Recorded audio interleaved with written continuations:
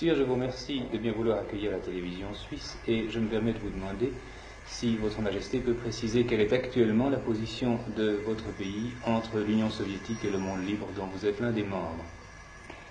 Notre position n'a pas changé, elle reste la même et ne peut que rester la même, parce que nos intentions ont toujours été les mêmes, amitié avec tous les pays du monde, surtout nos voisins, surtout avec un grand pays comme l'Union soviétique, avec laquelle nous avons plus de 2000 km de frontières, mais cela toujours en gardant notre respect national, en sauvegardant nos intérêts vitaux, nos frontières, notre intégrité.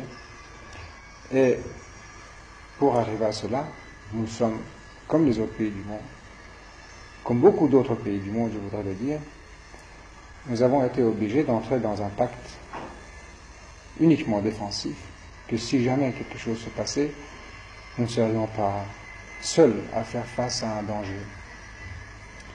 Ceci est le droit de tous les pays. L'article 51 de la Charte des Nations Unies l'indique fort clairement.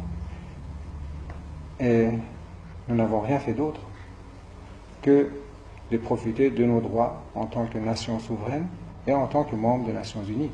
Si Votre Majesté a-t-elle le sentiment que l'Union soviétique le comprend mieux? Est-ce qu'il y a une amélioration de vos rapports? J'espère pouvoir le croire, mais c'est le temps, le futur qui nous le dira.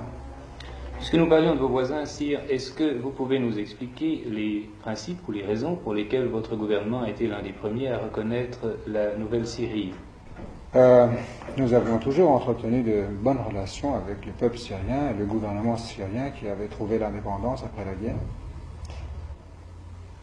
Et naturellement, nous sommes toujours contents de voir un peuple exprimer son aptitude à une complète indépendance. Dès le début, on sentait que cette union ne pouvait pas être basée sur des bases très solides. Au fond, ce qui s'est passé, nous l'avons trouvé tout à fait normal. Parfaitement. Est-ce que, si je peux vous poser une question de politique intérieure, si lorsque vous avez distribué une part importante de vos terres aux paysans, on y a vu une invitation à une réforme agraire. Vous venez maintenant de consacrer une part importante de votre fortune personnelle à la création d'une fondation. Est-ce que vous pouvez nous dire si nous devons l'interpréter comme l'amorce d'une réforme institutionnelle de la monarchie? Est-ce qu'il y a là une intention politique? Pas du tout, parce que c'était ma fortune personnelle, ça n'appartenait pas à la couronne. Et ce que j'ai fait n'avait ni une portée politique ni autre chose. Au fond, ça ne représentait que ma volonté et ma personnalité pendant toute ma vie.